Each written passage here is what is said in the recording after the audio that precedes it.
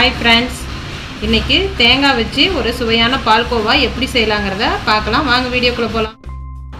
தேங்காய் பால்கோவா செய்ய இன்றைக்கி நான் ஒரு தேங்காய் எடுத்திருக்கேன்.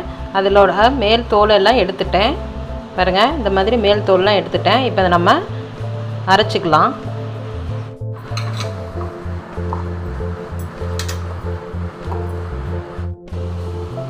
பாருங்கள், தண்ணி எதுவும் விடக்கூடாது. வெறுமனே நீங்கள் இந்த மாதிரி பேஸ்ட் மாதிரி அரைச்சி எடுத்துருங்க. இப்போ நம்ம கடாயில் போட்டு வதக்கிக்கலாம். கடாய் வச்சு இப்போ இதில் ஒரு ஸ்பூன் நெய் விட்டுக்கலாம்.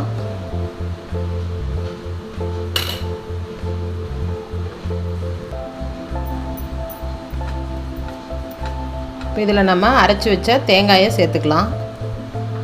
தேங்காய் போட்டாச்சு.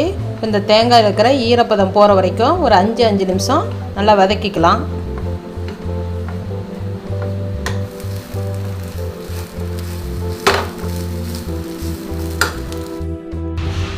பாருங்கள், தேங்காயில் இருக்கிற ஈரப்பதமெல்லாம் போயிடுச்சு. இப்போ நம்ம இதில் பால் சேர்த்துக்கலாம்.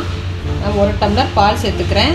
இந்த பால் காய்ச்சின பால் அல்லது காய்ச்சாத பால், இது 2 எது வேணாலும் எடுத்துக்கலாம். ஆனால் கெட்டி பாலாக எடுத்துக்கோங்க.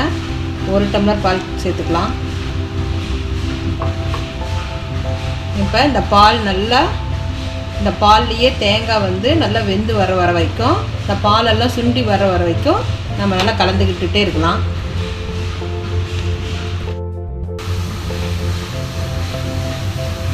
பாருங்கள், அந்த பாலெல்லாம் சுண்டி வந்துக்கிட்டே இருக்குது. அப்படியே கலந்து கொடுத்துட்டே இருக்கலாம்.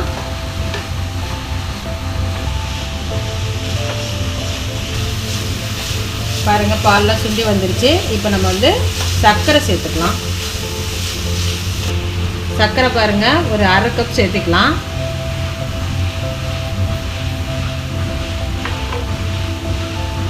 இது சர்க்கரை மெல்ட் ஆகி தண்ணியாக வரும். ஆனால் நம்ம கலக்கி கொடுத்துக்கிட்டே இருக்கலாம்.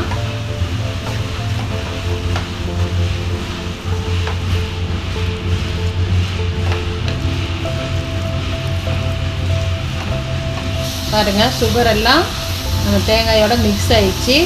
பால்கோவா ரெடி ஆகிடுச்சு. இப்போ இதுலேயே முந்திரி பருப்பு சேர்த்துக்கலாம். நெய்யில் முந்திரி பருப்பு வதக்கி வச்சுருக்கேன், இதையும் சேர்த்துக்கலாம்.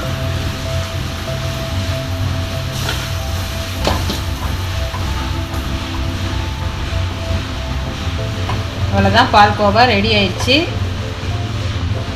3 பொருள் இருந்தால் போதும். தேங்காய், பால், சர்க்கரை இருந்தால் போதும். இந்த பால்கோவா ரொம்ப ஈஸியாக செஞ்சிடலாம்.